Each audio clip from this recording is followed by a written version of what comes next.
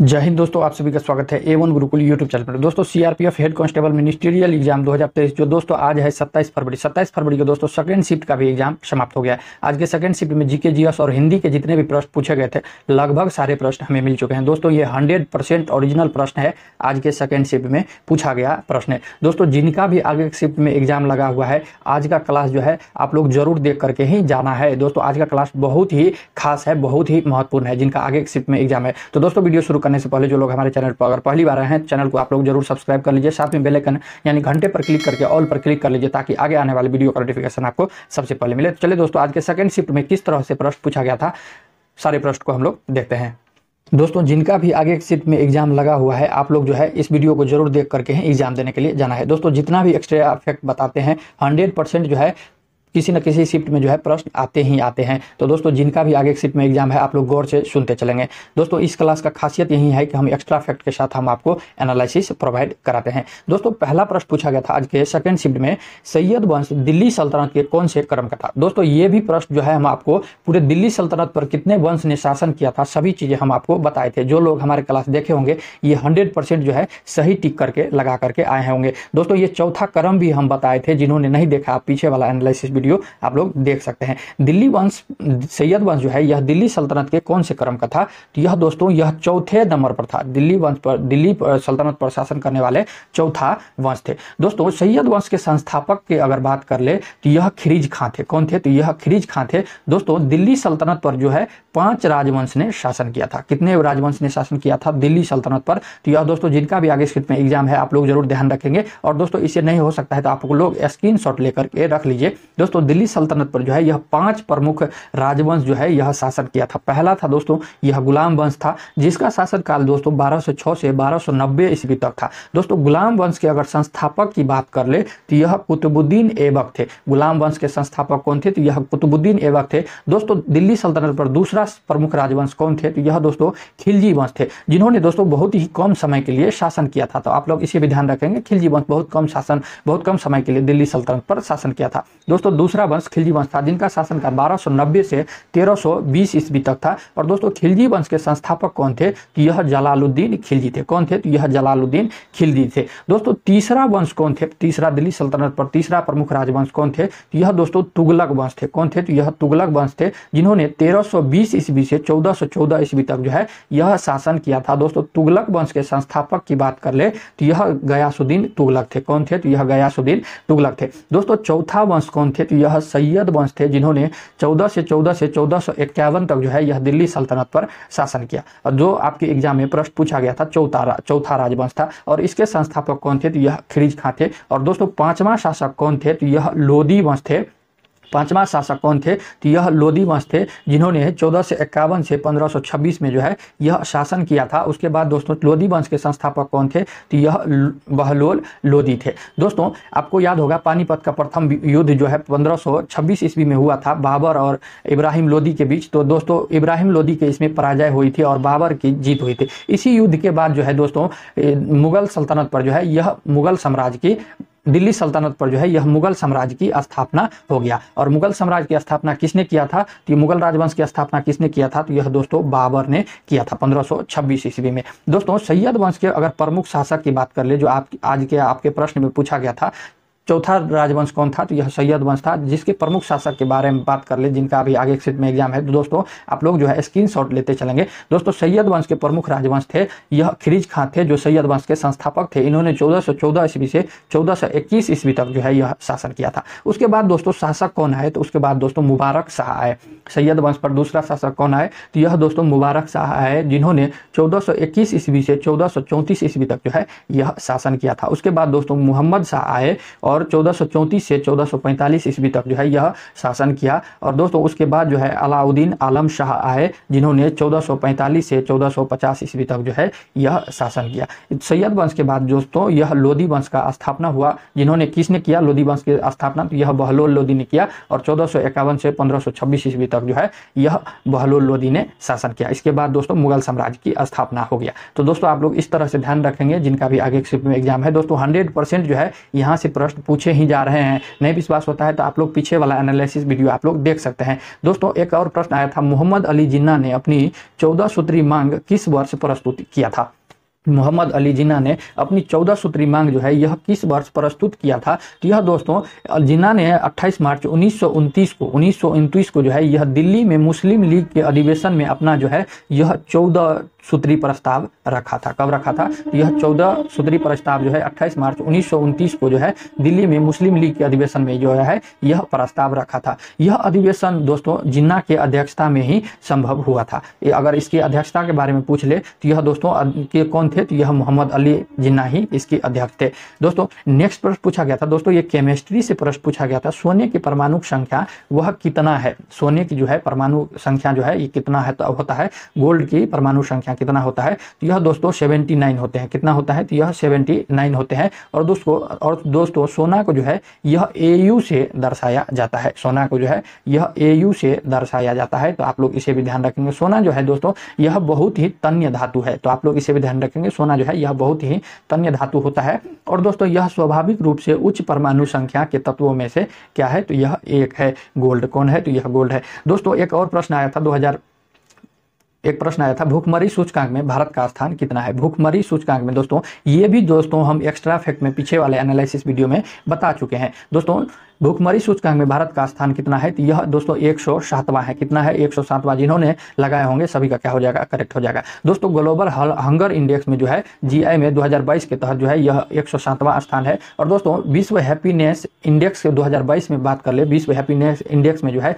भारत का स्थान कितना है? तो यह दोस्तों 126 है। कितना है? तो यह 126 है, आप लोग ध्यान रखेंगे। और दोस्तों मानव विकास सूचकांक में जो है भारत का स्थान 132 है। कितना है? तो यह 132 है। और दोस्तों भ्रष्टाचार सूचकांक में भारत का स्थान जो है यह कितना है भैया? तो यह 85 है। कितना है? भ्रष्टाचार के मामले में जो है यह भारत का स्थान कितना है? तो यह 85 है। चलिए दोस्तों नेक्स्ट प्रश्न पूछा गया था, एस सुब्रमण्यम किस खेल से संबंधित है? एस सुब्रमण्यम जो है यह किस खेल से संबंधित है? तो यह दोस्तों फुटबॉल से संबंधित है। जिन्होंने फुटबॉल लगाए होंगे क्या हो जाएगा? सभी का सही हो जाएगा। सभी का क्या हो जाएगा? तो सही हो जाएगा। एक और प्रश्न आया था दोस्तों 2011 के जनगणना से जो है यह हर एक शिफ्ट में एक प्रश्न 2 प्रश्न पूछे ही जाते हैं। पीछे के क्लास में भी हम 2011 के जनगणना से पूरे डिटेल के साथ हम आपको बता चुके थे। दोस्तों 2011 जनगणना के अनुसार जो है उत्तर प्रदेश जनसंख्या दृष्टि से कितने नंबर पर आता है? दोस्तों ये भी जो है हम पीछे के क्लास में बता चुके हैं। नहीं विश्वास हो रहा है तो आप लोग जाकर के देख सकते हैं। दोस्तों 2011 जनगणना के अनुसार जो है उत्तर प्रदेश के जनसंख्या दृष्टि से कितने नंबर पर आता है? तो यह दोस्तों पहले नंबर पर आता है। कितने नंबर पर आता है?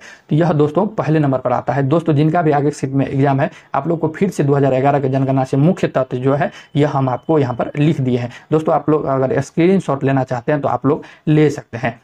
दोस्तों सर्वाधिक जनसंख्या घनत्व वाला अगर राज्य पूछ दे तो यह कौन है? तो यह बिहार है। और दोस्तों सर्वाधिक जनसंख्या घनत्व वाला केंद्र शासित प्रदेश अगर पूछ दे तो यह कौन हो जाएगा? तो आप लोग दिल्ली ध्यान रखेंगे। और दोस्तों न्यूनतम जनसंख्या वाला राज्य पूछे, न्यूनतम जनसंख्या वाला राज्य पूछे तो यह कौन सा हो जाएगा? सिक्किम हो जाएगा। और सबसे ज्यादा जनसंख्या वाला राज्य पूछा जो आपके एग्जाम में तो यह कौन सा है? तो यह उत्तर प्रदेश है भैया।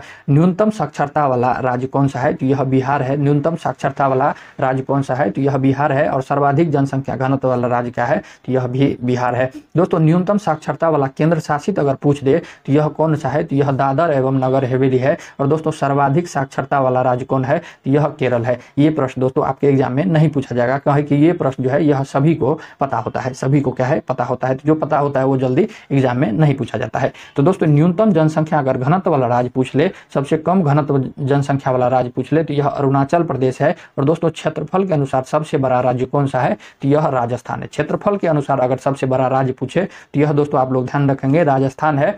और क्षेत्रफल के अनुसार जो है सबसे छोटा राज्य पूछे, सबसे छोटा राज्य पूछे तो आपको ध्यान रखना है वह कौन सा है? तो यह गोवा है भैया, गोवा है। तो आप लोग इसे भी ध्यान रखेंगे। एक और प्रश्न आया था दोस्तों, ये भी प्रश्न जो है हम पीछे के शिफ्ट में बता चुके थे। दोस्तों कर्क रेखा को जो है 2 बार काटने वाली नदी कौन सी है? कर्क रेखा को 2 बार काटने वाली नदी कौन सी है? तो यह दोस्तों माही नदी है। कौन सी है? तो यह माही नदी है। और दोस्तों सोन नदी, रिहंद नदी, बेतवा नदी को जो है कर्क रेखा जो है यह एक ही बार काटती है। कितने बार काटती है? तो एक ही बार काटती है। और दोस्तों माही नदी को जो है कर्क रेखा 2 बार काटती है। कितने बार काटती है? तो यह 2 बार काटती है। दोस्तों पीछे के शिफ्ट में आपसे पूछा गया था कर्क रेखा जो है यह कितने राज्यों से गुजरती है? तो यह दोस्तों 8 राज्यों से गुजरती है। ये प्रश्न दोस्तों आपके एग्जाम में पूछ लिया गया था। दोस्तों आगे के शिफ्ट में एग्जाम है तो आप लोग जरूर भी ध्यान रखेंगे, आगे के शिफ्ट में जो है यह रिपीट किया जाता है प्रश्न। तो दोस्तों 8 रेखा से कौन कौन से राज्य से गुजरती है? तो यह दोस्तों गुजरात से गुजरती है, राजस्थान से गुजरती है, मध्य प्रदेश से, छत्तीसगढ़ से, झारखंड से, पश्चिम बंगाल से, त्रिपुरा और मिजोरम से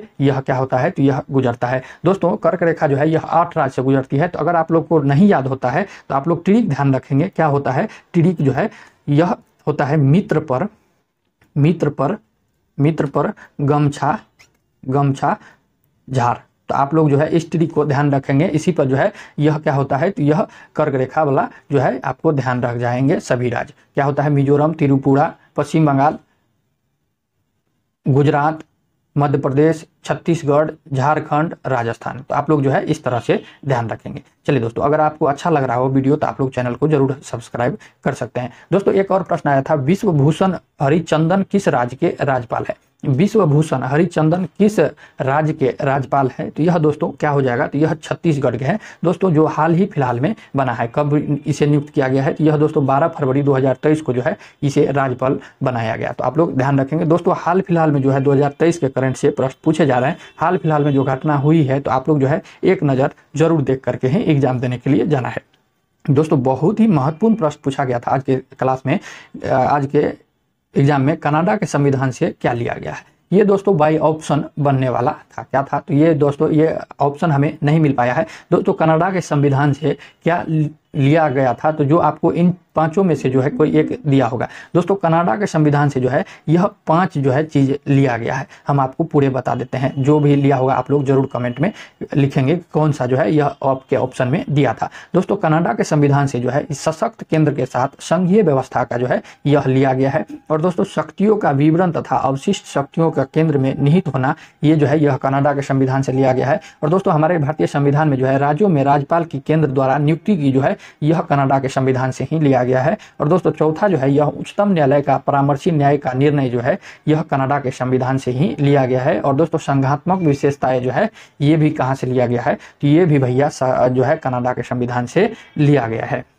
दोस्तों जिनका भी आगे एक शिफ्ट में एग्जाम है आप लोग जो है स्क्रीनशॉट लेते चलेंगे। दोस्तों जिनका भी आगे एक शिफ्ट में एग्जाम है जो है दक्षिण अफ्रीका से जो है कि क्या क्या लिया गया है? तो दक्षिण अफ्रीका से जो है यह संविधान की संशोधन की प्रक्रिया लिया गया है। और दोस्तों दूसरा जो है यह राज्यसभा के सदस्यों का निर्वाचन जो है यह भी कहाँ से लिया गया है? तो यह दक्षिण अफ्रीका के संविधान से लिया गया है। दोस्तों अमेरिका के संविधान से क्या लिया गया है? अमेरिका के संविधान से बहुत सारे चीज लिया गया है, जैसे प्रस्तावना के शब्द, जैसे हम भारत के लोग, ये सब जो है यह अमेरिका के संविधान से लिया गया है। मूल अधिकार जो है यह जो है अमेरिका के संविधान से ही लिया गया है। स्वतंत्र न्यायपालिका का जो है प्रावधान जो है अमेरिका के ही संविधान से लिया गया है। दोस्तों अमेरिका के संविधान से क्या क्या लिया गया है आप लोग जरूर ध्यान रखेंगे क्योंकि महत्वपूर्ण है।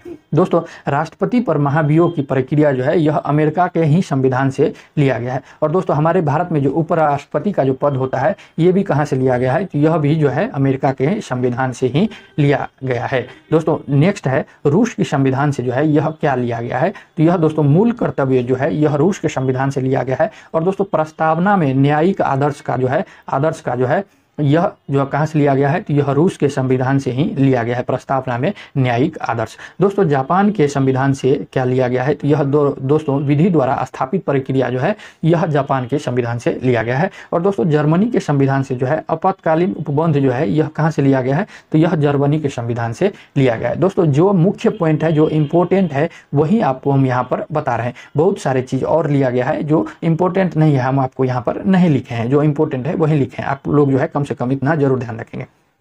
और अगला है दोस्तों फ्रांस के संविधान से क्या लिया गया है? तो यह गणतंत्रात्मक व्यवस्था जो है यह कहाँ से लिया गया है? तो यह फ्रांस के संविधान से लिया गया है। और दोस्तों स्वतंत्रता, समानता एवं बंधुत्व का सिद्धांत कहाँ से लिया गया है? तो यह फ्रांस के संविधान से ही लिया गया है। चलिए दोस्तों आज के सेकंड शिफ्ट में जो है यह चंपारण सत्याग्रह से एक संबंधित प्रश्न आया था। चंपारण सत्याग्रह से संबंधित प्रश्न आया था। अगर आप लोग को याद हो तो आप लोग कमेंट में जरूर लिखेंगे कि क्या प्रश्न पूछा गया था। दोस्तों चंपारण सत्याग्रह जो है यह बिहार के चंपारण में हुआ था।